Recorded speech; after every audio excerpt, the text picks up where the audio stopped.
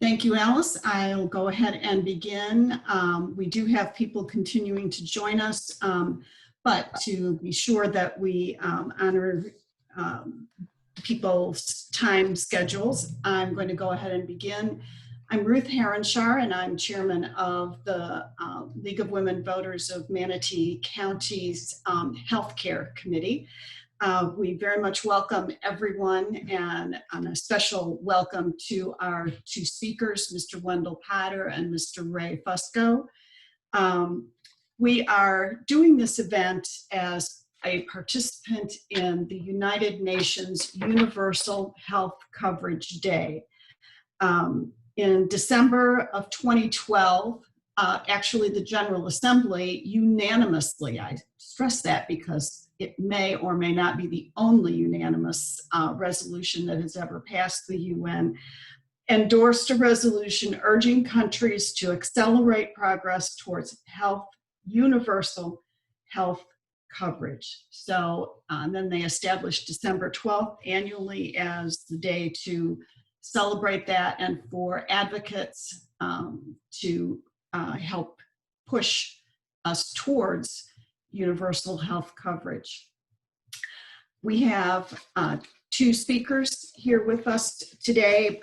They are experts in their fields, have had long distinguished careers, so we're delighted to have them. And we're going to begin with Mr. Wendell Potter as our first speaker. Mr. Potter is a former health insurance executive and a New York Times bestselling author and a healthcare and campaign finance reform advocate. He's an authority on corporate and special interest propaganda. He leads two healthcare reform advocacy nonprofits, the Center for Health and Democracy and Business Leaders for Healthcare Transformation. He is an accomplished public speaker and writer and has spoken at hundreds of public forums and written for numerous publications. He is well known across the entire nation for his advocacy efforts, and we are very privileged to have him as a speaker for us this morning. So, Mr. Potter, if you would take it away, please. Ruth, thank you so much, and appreciate the invitation, the opportunity to talk with you all. Looking forward to our discussion. I may start by just introducing myself a bit more fully to give you an idea of what I used to do for a living. I spent 20 years working inside the health insurance business. I worked as an executive at Humana and then Cigna. And my ultimate job was to lead the corporate communications function, the public relations function for actually both companies. And within that role at Cigna, I also handled financial communications. I was the person who was on the phone with reporters from the Wall Street Journal and other publications whenever the company announced its quarterly earnings. So I had to know how the company made money, where the money came from, and what the company did with that money.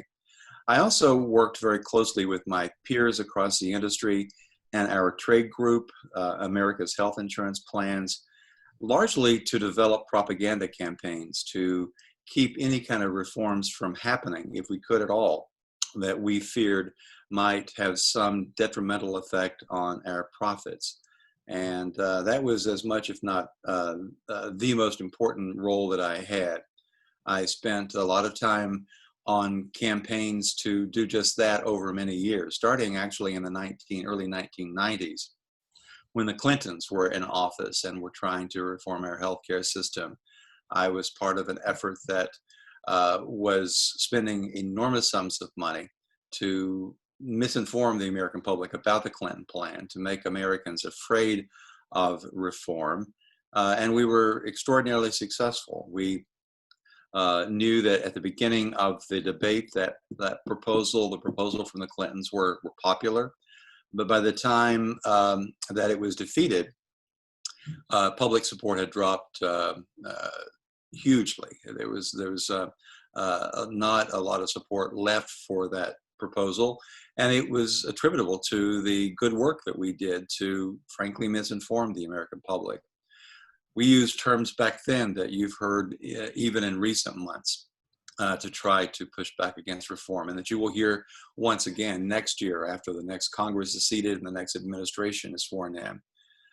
Terms like government takeover of healthcare and socialized medicine. We wanted Americans to believe that any kind of reforms that were being proposed that would fundamentally change our healthcare system, or even incrementally change our healthcare system, would somehow lead us down the, quote, slippery slope towards socialism.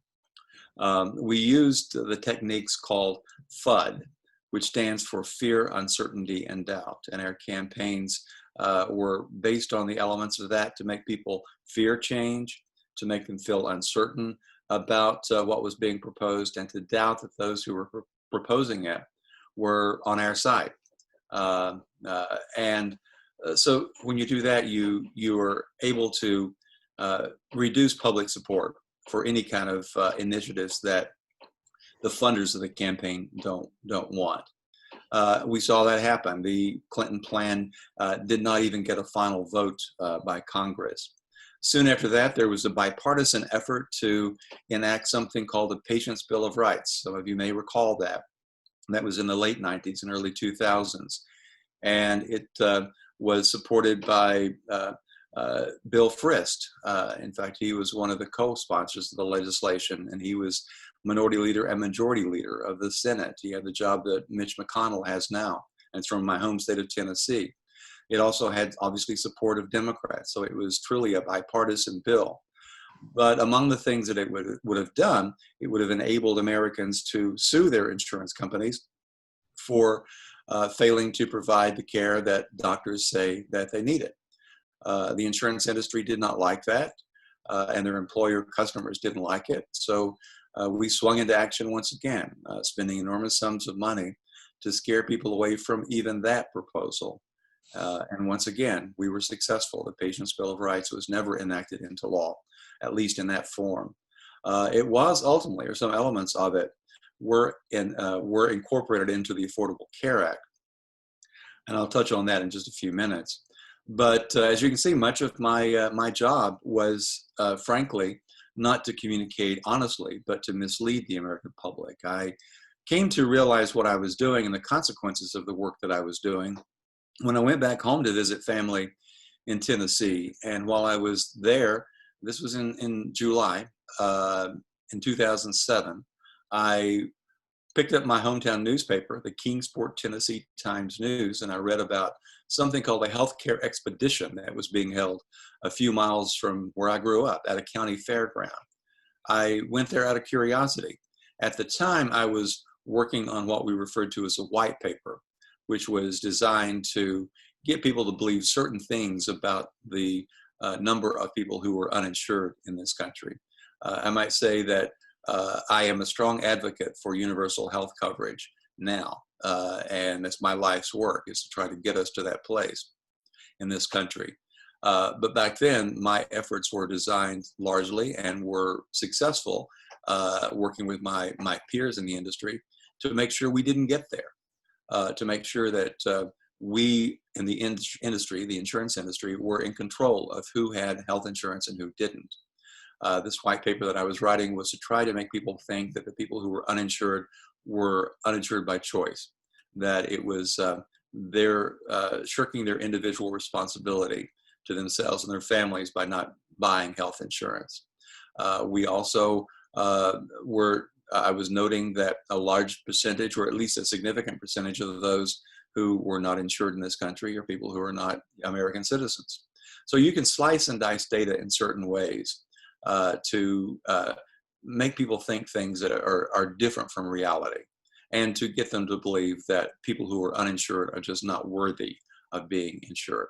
What I was expected to leave out of that white paper was something extraordinarily important, and that was that insurance companies had the power, and they exercised that power to declare millions of Americans uninsurable.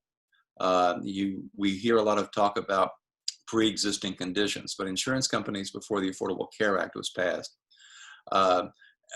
refused to sell coverage to about 1/3 of applicants who applied on the individual market.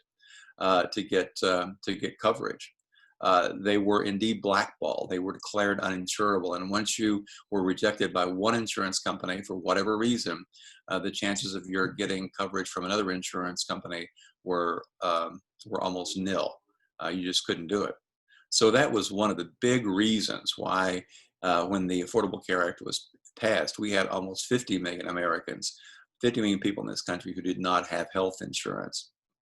At that county fair, I saw people standing in long lines that stretched completely out of sight, waiting to get care that was being provided in barns and animal stalls.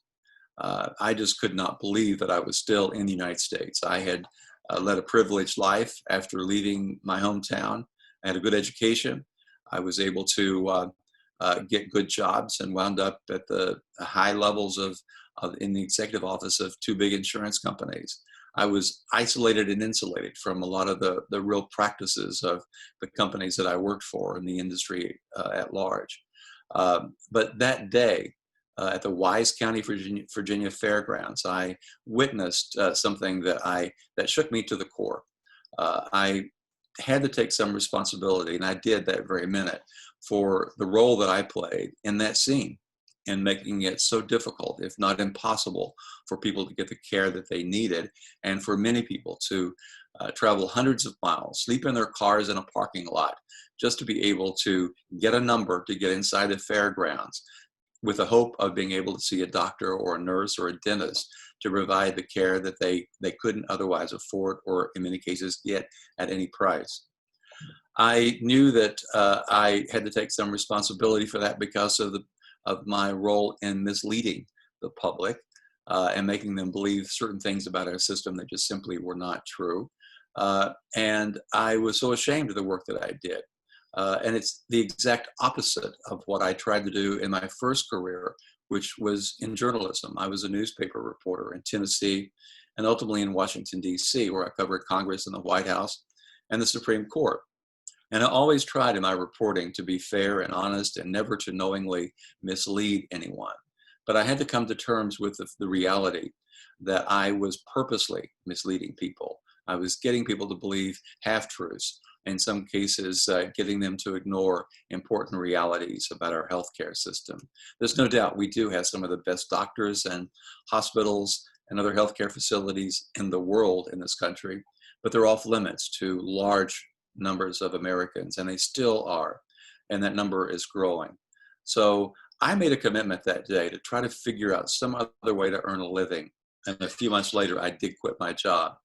And I ultimately became an advocate for reform. That was, to me, that day in Wise County, Virginia, at the county fairgrounds, was what I've often called a crisis of conscience. I knew that I was responsible to a certain extent for what I was seeing, and that I had a responsibility to try to make amends for what I had done.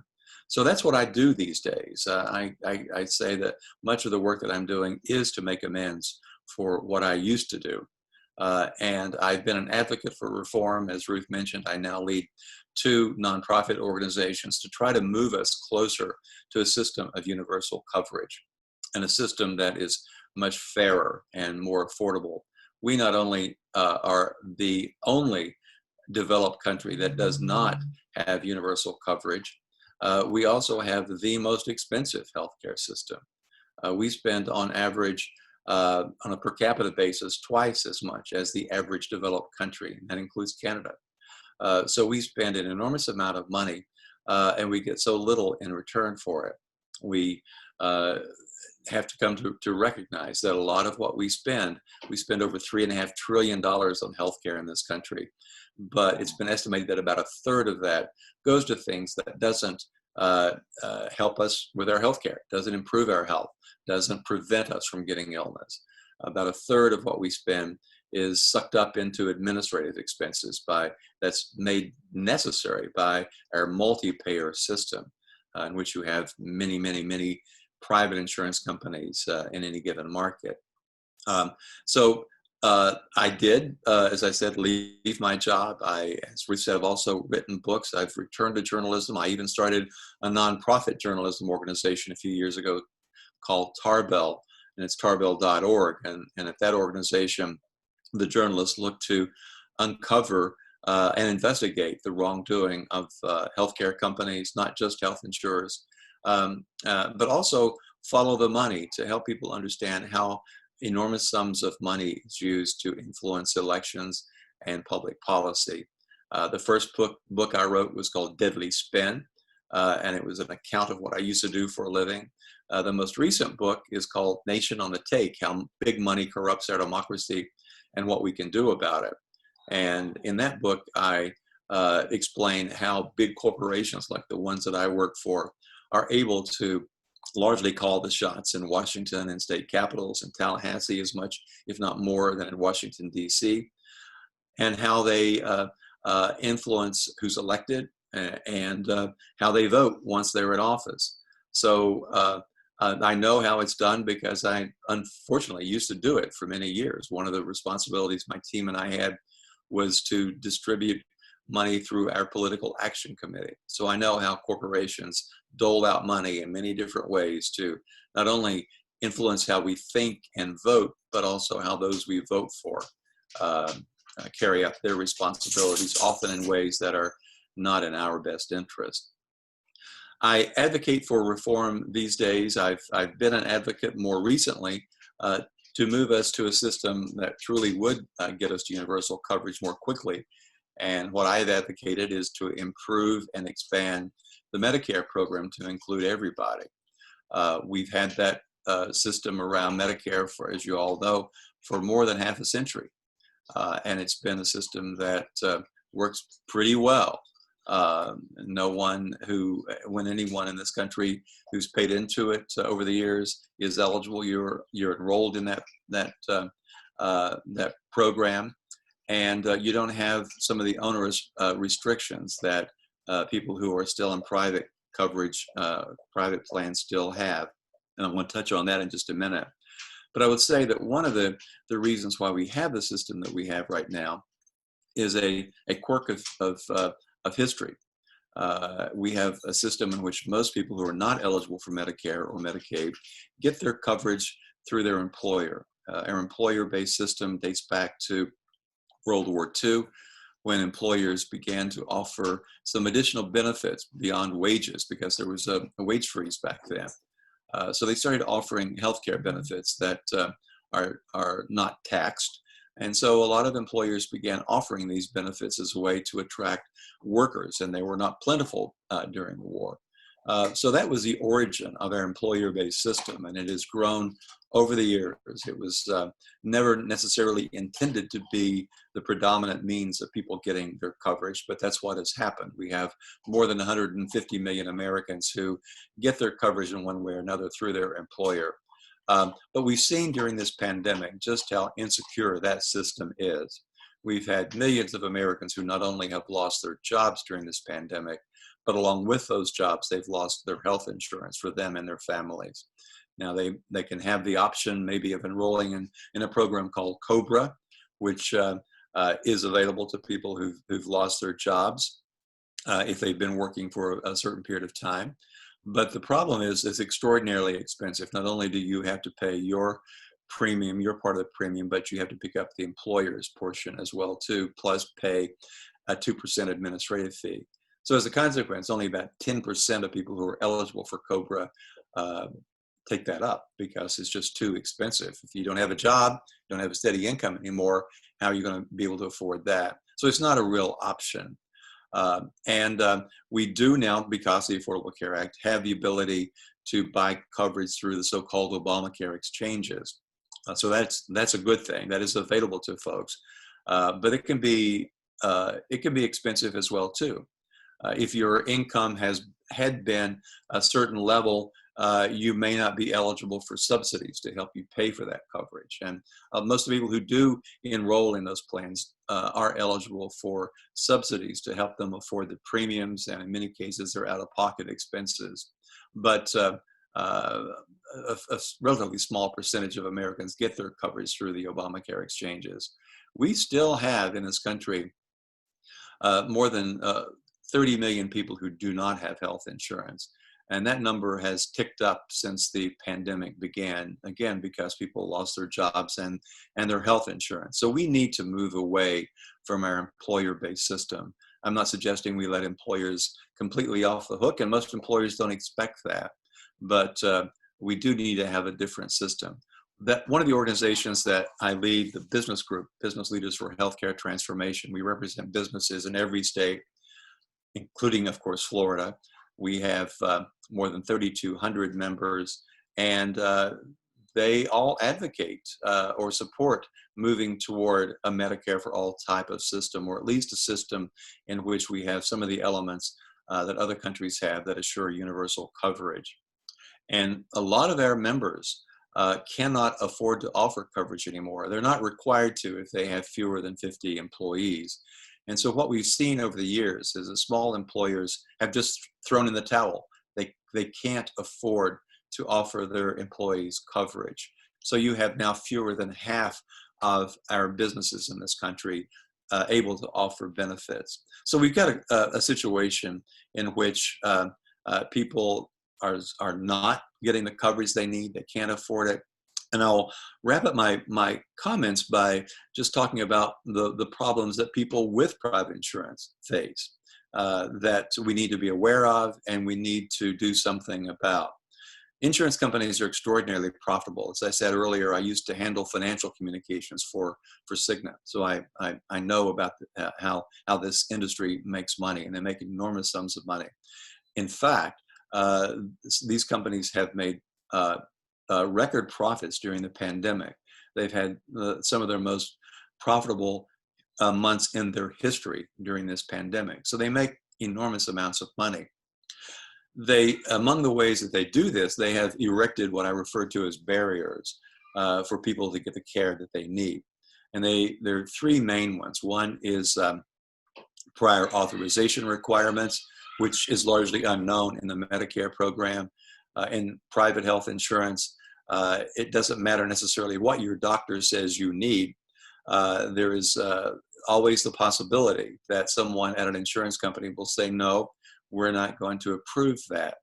And that's a system called prior authorization, which your doctor has to ask permission from your insurance company to proceed with whatever the doctor thinks you need, whether it's a treatment or even medications. And in many cases, the insurance company will say, no, we're not going to cover that. Happens every single day. And it was a prior authorization case was actually the ultimate reason why I did walk away from my job. My company refused to pay for a liver transplant for a 17-year-old girl in Los Angeles who died because Cigna said no, and the transplant could not be performed. And that was the final straw for me. So prior authorization is real. It's a huge problem. Both the American Medical Association and the American Hospital Association are calling for significant reforms to the prior authorization program, which benefits insurers because they use it to avoid paying claims. Another one is narrow networks. These are a feature of private insurance companies. Unlike the Medicare program, in which beneficiaries have access to just about every doctor and hospital in the country, in private insurance plans, people have a limited choice of doctors and hospitals that they can see. And these are referred to as networks of providers. And over the years, insurance companies have removed a lot of doctors and hospitals from their networks. And that has given rise to surprise bills that I'm sure you all have heard about. It is because of the insurance industry's ability to operate these proprietary networks that people sometimes wind up getting care from a physician, for example, that's not in network. We've got now this incredibly ridiculous situation which someone can be in a hospital in network for surgery, and the anesthesiologist and the radiologist and even the emergency care physician might not be in network. And increasingly they're not, because insurance companies over the past year, even during this pandemic, have been kicking out of their network emergency room doctors, anesthesiologists, and radiologists. So that's what happens. You can go to the hospital that's in network, be treated, and then get a bill because the doctor treating you was not in network. How would we know that? There's almost no way that you can know that, and you're not going to usually have your wits about you to be able to ask as you're about to go under the knife whether your anesthesiologist is in network. It just doesn't happen. So that's another way that insurance companies have figured out how to avoid paying claims or to saddle you or us with more of the cost of our care. And the other, which is becoming even more egregious, is high deductible plans. And that also was a contributing factor to my decision to leave the industry. I was expected from the very beginning to be a champion for high deductible plans, but I knew back then that these plans ultimately would not be a good idea for people in low and middle income families. In middle income families in particular, because if you are poor enough and you're eligible for the Medicaid program, a lot of these problems don't apply to you. But if you are in the middle, and if you're not eligible for Medicare, and if you're not wealthy enough to be able to easily cover your out-of-pocket obligations, chances are you're going to have trouble being able to pay your cost share, your deductibles, your co-payments to meet your co-insurance obligations. They've been going up and up and up for several years, even after the Affordable Care Act, and that was one of the major misses of the Affordable Care Act. It just gave the insurance industry pretty much carte blanche to continue raising deductibles to the point that millions and millions of Americans with insurance are going to some of these free clinics to get the care that they need. I met people in line getting care in Wise County, getting care in a barn because they couldn't meet their deductible. They had private health insurance, but they couldn't afford to meet their deductible. Others are turning to GoFundMe to beg total strangers to contribute to their campaign so that they can get the care that they need or pay off some medical debt. People with insurance, about 1 in 3 people who go to use GoFundMe are there because of medical reasons, because of not being able to pay for the care that they need or because of medical debt they've been saddled with. So these are all reasons why I'm an advocate for reform. Honestly, because of the political turn of events earlier this year, it's not likely that lawmakers are going to be able to enact or expand the Medicare program to include everybody. But I think there's some steps that we can take, and I hope the administration and lawmakers will consider taking that will at least put us further down the road to a universal healthcare system, and one that has a better handle on healthcare costs and doesn't result in people filing for bankruptcy or turning to GoFundMe to get the care that they need. I work very closely with members of Congress. I work with folks on both sides of the political aisle to try to get some consensus on how we can move forward with reform. There are some things that I think that the Biden administration will be able to do through executive action that can make some improvements.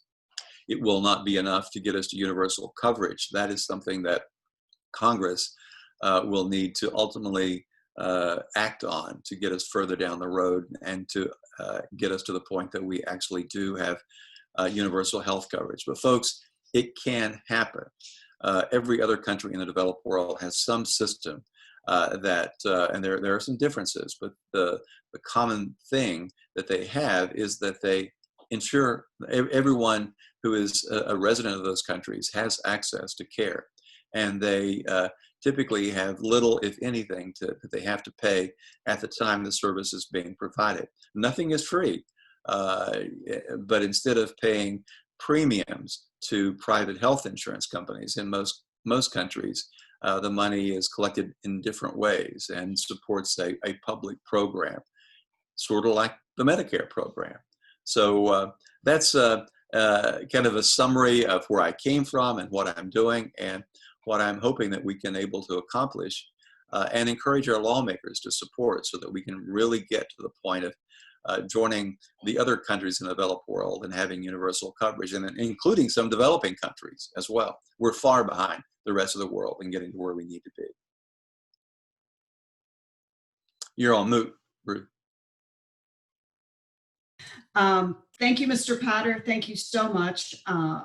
Your advocacy is vital, and the information you have is helpful to all of us. We have another speaker, and some of what Mr. Potter touched on is costs. And so we have an expert to talk with us about costs. Mr. Ray Fusco is a retired healthcare administrator with over 40 years of experience managing for-profit and not-for-profit healthcare entities. He's been a hospital CEO, a surgery center chief administrator of a rehabilitation facility, and other responsibilities. And he has now chosen, as Mr. Potter has, to actually be involved as an advocate for universal health coverage. And he is actually going to be talking to us about the finances, the business case to support universal health care. If we have time, we will be taking questions in a Q&A at the end of Mr. Fusco's comments. If you have questions you would like to put into the chat room, please do so. And now, Alice, if you would bring up Ray.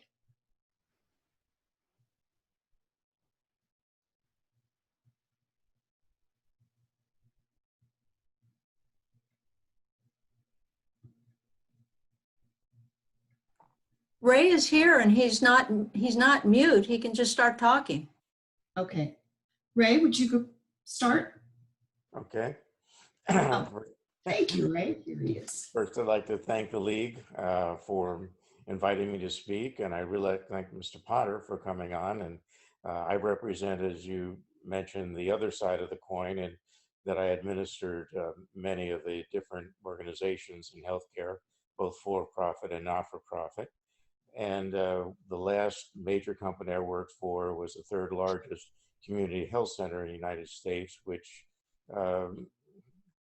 delivers services to mainly to people who can't afford, insurance. We do take insurance, or we did. And then my last actual position was starting a Medicare accountable care organization, which became very successful. At the beginning of my remarks, I want to make a couple of statements. One, I'm a registered independent, so I don't have any political side that I'm trying to support. I do believe that there are issues for all the politicians who have failed to meet our need for universal health care coverage. And we find ourselves in this position because of what Mr. Potter was talking about. Just to back up for a second, I'm going to be presenting facts, and we're in the age of disinformation right now. And for many years in my career in management, I couldn't understand why highly intelligent people many times seem to ignore the facts and made decisions that were counter to what they had in front of them in terms of what the facts told them they should actually be doing. And until I came across a psychological study that showed me why branding is so important and what advertisement is doing when they try to create a brand. They can create a brand that's either a positive brand or a negative brand. And what Mr. Potter was talking about was the health industry, healthcare insurance industry trying to create a negative brand about universal health care. And what they discovered in the psychological study is that if you had an emotion or a feeling about something, that overrides your factual decision making in many cases. So what I would like people to do today, when I go through my presentation and show them the data that supports a lot of what Mr. Potter has been saying, is to try to set aside their emotion, because that's exactly what the disinformation people try to rely on. They try to get you to feel something, and therefore you're going to reject data that doesn't reinforce your feeling. The study, again, the psychological study showed that 90% of the time, when people had a feeling about a certain subject and they were given information that factual information that supported a different view, they still chose to act upon their feeling rather than the facts. So it is a difficult thing as we've evolved as human beings. This emotional response was important to our survival at some point, but it actually hinders us today when we can't control it and set it aside to deal with the actual facts in front of us and work on the facts of what should occur. So I'll start into my presentation if we could bring that up now. It's a slideshow, and the first slide on this is that I decided to try to attack this from a business perspective, to going back again to this feelings issue, that if we could get the businesses in the country to start exerting their lobbying pressure, just like the healthcare industry does upon our politicians, we might be able to get change to occur. So the real issue that we have in this country is it's the cost, okay? That today, approximately 20% of our gross national product is spent on healthcare, whereas back in 1960, it was about 5%. And this huge chunk of our GDP affects wages that workers could receive, profits that businesses could make, and increases the taxes for everybody. This is a slide that reinforces one of the things that— Ray, there's no slides showing. Bring up the slide. I pulled it up, but I think you need to allow me to share my screen. Oh, I thought I allowed everybody to share that. Yeah, you should be able to. It should. Okay, I clicked on share. You're not coming up. I gave everybody permission. Okay. Let me see.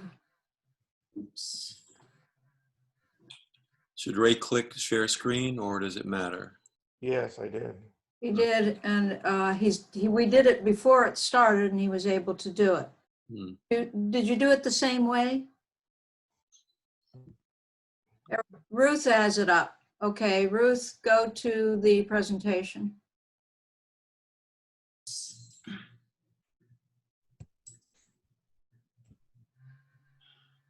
I'm sorry, I lost it. I'm gonna have to open it again.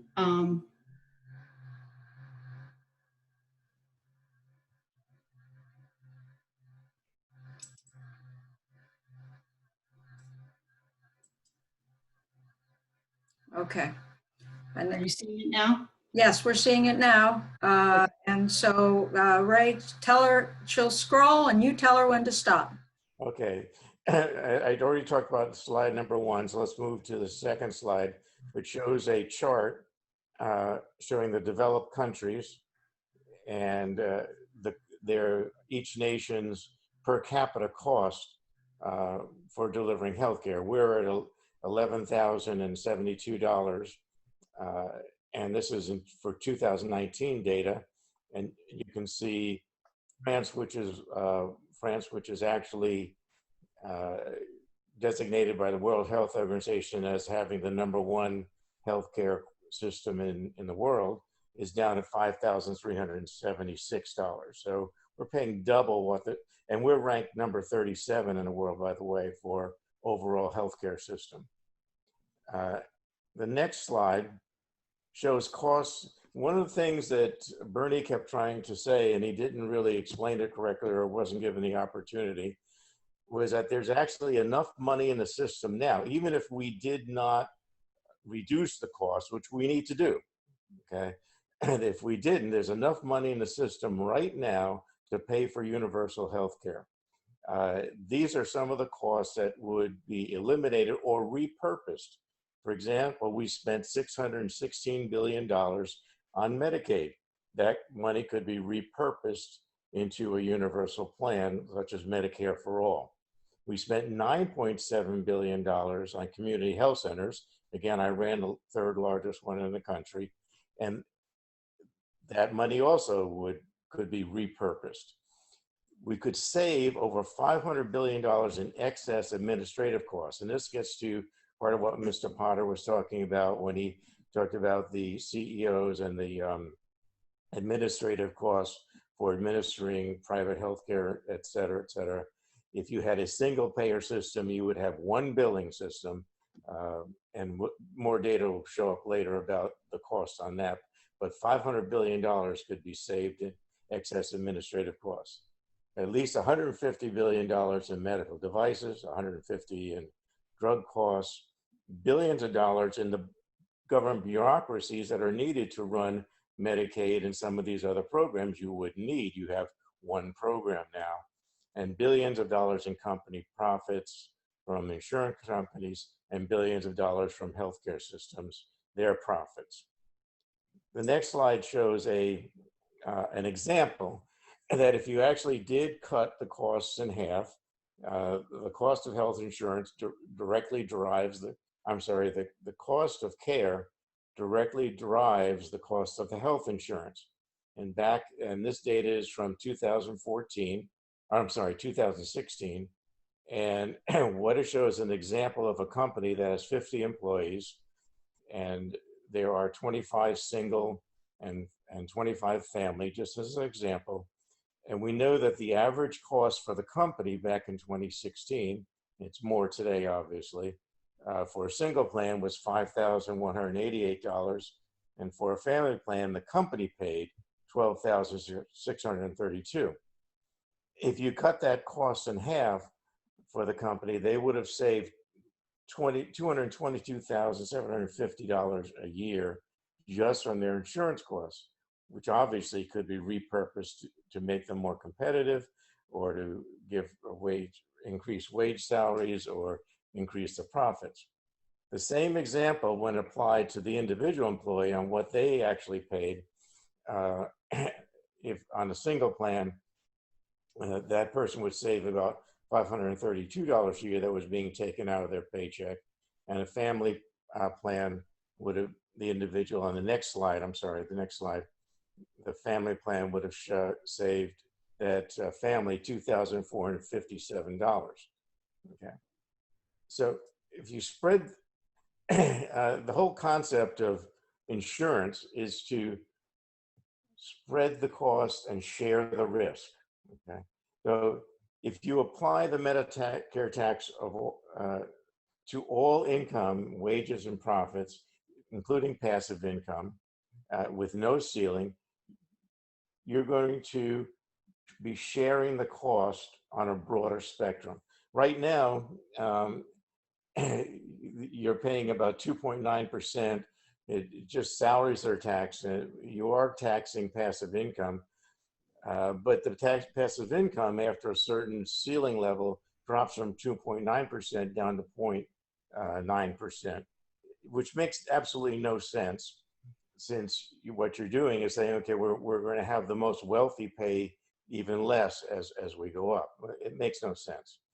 The total cost will go down, and you can spread it over a larger revenue base.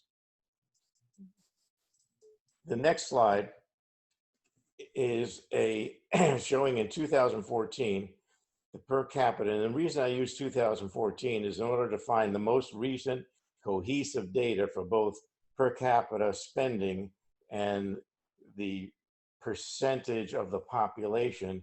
This was the year that had both those data, all of the data that was necessary. In some years, like 2019, you might have been able to get the percent of a population, but you couldn't get what the per capita rate was. And so in 2014, this data was available for all parts. What this is showing you, again, is the concept of shared risk. If private insurance, as again, Mr. Potter mentioned, there are over 158 million private insurance recipients through their business or just personal purchasing of it, and they represent 55.8% of the insurance population. And the per capita rate for that group, because you're dealing with now all age groups, from 0 to 65, their per capita rate, they have the lowest risk. They're only paying $4,551 per capita on their cost side. This is the cost side, not what they're paying for insurance. This is what it is costing the insurance companies per capita. Medicare, which only represents 13.5, but it's the highest risk group. So that group is paying $10,986 per capita, paying that out. And that's what then, is the cost for running that. The reason the asterisk is with Medicaid is to explain that most people think that Medicaid is strictly health insurance. It is not. Medicaid covers health insurance, and it is a joint action between the states and the federal government. The federal government pays about 51% in most cases, and the states pay about 49%. In the state of Florida, for example, 20% of the budget of the state of Florida goes towards Medicaid. If you had a universal system, that 20% cost in Florida would go away. Okay, it would be then paid through the universal Medicare system. But Medicaid doesn't just pay for insurance recipients, it pays for disability as well. So in the state of Florida, in order to get on Medicaid, a lot of people think, oh, anybody, as long as you're poor, you can get on Medicaid. That's not true. If you're not pregnant or disabled, and you're an adult over the age of 19, I believe it is, you are not going to get on Medicaid. So the majority of the people on Medicaid in the state of Florida are children or the disabled. The disabled per capita cost is $16,000 per disabled individually, whereas the children, it's about $3,000. So Medicaid is paying for the nursing home component and the disabled, and that's why you see a $5,000 per capita. If you simply put in the straight insurance part there, it would be like a $3,000 number. And then, of course, our military, which represents about 1.4% of our spending, and and that on average it makes sense because the military is a high risk. They're going to have serious injuries. It's about $8,000 per capita. If you created a weighted average, you didn't reduce the costs at all, which we have to do. But if you didn't reduce the cost at all and just took a weighted average and had Medicare for all, the weighted average would be $5,823 per capita. What this would do for Medicare recipients now, the retirees, it would reduce what comes out of their Social Security, because their Social Security is payment that they make. There's a minimal payment, and then as your income, if it goes up, you have to pay a little more if you're above, I believe it's 172,000 right now for an individual, if you're making more of that in income. But the average, I believe, is for Part B is about 148,000. I'm sorry, $1,400 a year, $148 a month. I'm sorry, $148 a month. But if you had Medicare for all right now, and one of President-elect Biden's proposal is to move Medicare down to pick up the 55 age group and up. That really wouldn't have a great impact upon the per capita cost of Medicare. If you actually did the reverse and added Medicaid in to the first, if that was the first thing you did, you could significantly drop the Medicare per capita cost.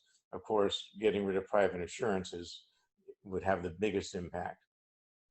On the next graph, you're seeing a chart of the gross domestic product for both Canada and the United States. And if you look back in 1960, both of us were about 5% for the cost of healthcare. After Canada in 1970 started universal healthcare, their gross domestic product costs, slowed down. Our trajectory in the United States went up to 19%, almost 19% now of our GDP is being paid in healthcare. On the next chart, are we getting better healthcare? No, we're not. Okay, in Canada, uninsured, United States, 30 million. I'm on the USA versus Canada chart. Canada, 0. We're losing health insurance due to COVID-19. I made this chart up at the beginning of COVID-19, and we weren't sure, but I believe that they estimate today that there's about 25 million people that have lost their health insurance because they lost their employment. In Canada, 0. Defer care because of the cost. United States, about 115 million a year do that. In Canada, none. Die each year for lack of insurance. In the United States, 45,000. In Canada, 0. Medical bankruptcy. The #1 cause of bankruptcy in the United States are medical bills. We have 2 million people who go bankrupt every year because of healthcare costs. In Canada, 0. Life expectancy. I hesitate to interrupt, but we have only 5 minutes left in our time. What we will do is, of course, post this recording on our YouTube channel and the entire slide deck that Ray has, because he has some great information here. Gentlemen, you have provided an enormous amount of information. Both of you have moved in your lifespans to be full-time advocates of universal health coverage, and we really very much appreciate your advocacy and your energy and the expertise that you bring to the table. I'm going to take just one question from the chat line and ask each of you if you could take a moment. We'll start with Mr. Potter. A lot of what gets said is, well, it's socialism if we do this. Could you give us perhaps your thoughts on how to, what buzzwords or sayings or ways could counter the accusation that an improved Medicare for all is socialism? Mr. Potter? Yeah, thank you. And I don't know that we've got exactly the right language yet, and that's one of the things that I'm working on with others is how can we put together communications that really resonates and dispels some of these notions, these lies. I often say that what we have is a Wall Street controlled healthcare system, a corporate controlled healthcare system, which developed while we weren't paying a lot of attention. And what the proposals that I've seen by even the most liberal Democrats, and this is not what I would necessarily say, but it is not socialism. None of the programs, with very few exceptions in the world, would be referred to as a socialized medical system. The UK probably comes closest, but in most developed countries, what we're talking about here and in most countries is a health system that is publicly financed but privately delivered by doctors and hospitals and private practice, and that's the way it is in most countries. Thank you. Mr. Fusco, any thoughts on how to combat the accusation it's socialism? I agree with what Mr. Potter said. It's the delivery system and how we're going to pay for it. We're not talking, the other piece of this is, when did socialism become a 4-letter word? There is a term called democratic socialism. And if we stop and think about it, why do we control the electric company? Why don't we just allow the electric power companies to charge whatever they want to charge? We regulate that. Is that socialism? Yeah, of course it is. We have to look at healthcare delivery. Well, this goes back to branding again. Okay, it really goes back to branding. And so if you want to brand the term socialism in a negative way, obviously, that's going to create a feeling about it. But if you understand that you can have democratic socialism, you can have democracy, and at the same time look out for the social welfare of all Americans through making healthcare affordable and accessible to all, what is wrong with that? We need to brand it correctly. Universal health care in most countries take one of two forms. Either it's single payer or it's a combination of private and with a public option.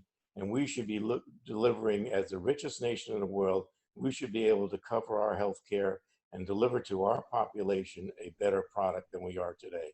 It is a sin what we're doing in terms of what we're having here. I actually call our system, instead of calling it a healthcare system, it's a health caste system, starting with the people who are uninsured, the people who are underinsured with Medicaid and have ghost networks of providers because people sign up, doctors sign up for it, and as soon as they get enough people other than Medicaid that they can care for and get paid better, they drop off.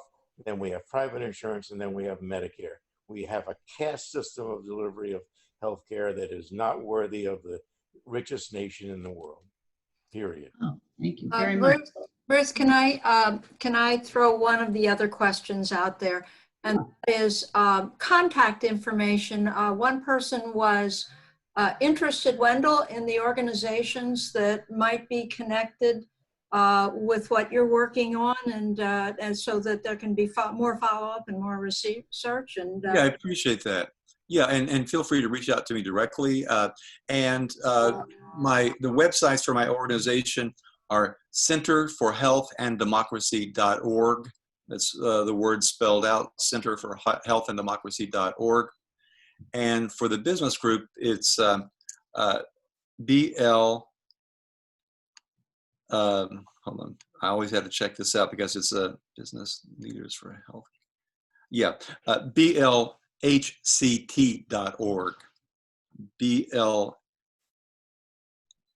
blthc.org, Business Leaders for Healthcare Transformation. Thank you, Alice.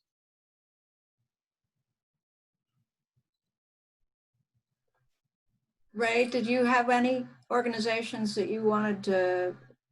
Yeah, we actually did recently. I was asked to be on the board and start an organization called Health Insurance Assistance here in Manatee County. It is a program that helps to pay the premium, not-for-profit organization that we formed to help pay for the premium for people who are between 100 and 200% of poverty level and qualify for the Affordable Care Act. I don't believe the Affordable Care Act is the final answer to what we do, but that's what we have right now.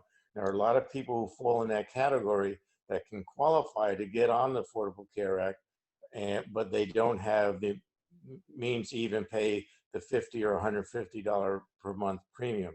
There are two programs that were modeled after, one in Oregon and one in Wisconsin, that currently have been doing this for over 6 years and have shown a return on investment to the community through their program of $2.4 for every dollar spent on helping people be able to afford to get into the Affordable Care Act payment. In Wisconsin, they spend $1.4 million a year, and they cover about 12,000 people. And in Oregon, they're spending about the same. And basically what we do is that once someone who qualifies for the Affordable Care Act and they fall in that poverty level guideline, we pay their premium so that they now have insurance. And I just did want to give our own little pitch in that a lot of people do see our videos. We post them and we send out to our 1,500 subscribers, and we boost what we can. Facebook's gotten a little, and we will have with that not only all these contacts information so that people can follow up with more information, and of course Ruth will follow up with her committee and action. So thank you. Thank you. At this point, what I want to say to our speakers, again, a profound thank you for joining us and informing us. We really, truly appreciate it. We've had some requests in the chat line that we keep the line open just for conversation between the various people. So we say thank you and can let our speakers